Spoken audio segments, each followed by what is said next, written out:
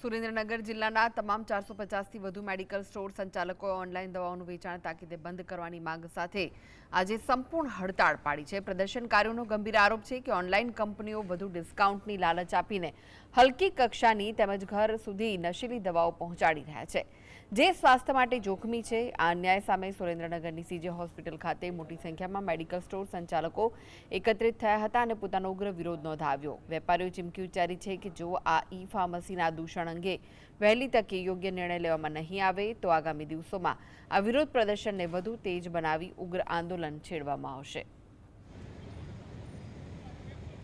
GSR 817 નામનું એક notification સરકારશ્રી દ્વારા જે બહાર પાડવામાં આવેલું છે, જેમાં ઓનલાઈન દવાઓના વેચાણની મંજૂરી માટેનું છે।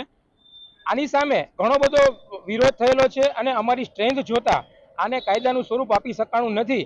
ઘણા હાઈકોર્ટે સ્ટે પણ આપેલો છે, તો જ્યારે આ નોટિફિકેશન કાયદો નથી તો અમે એને પાછું ખેંચવા માટેની એના માટે માગણી કરી રહ્યા છીએ।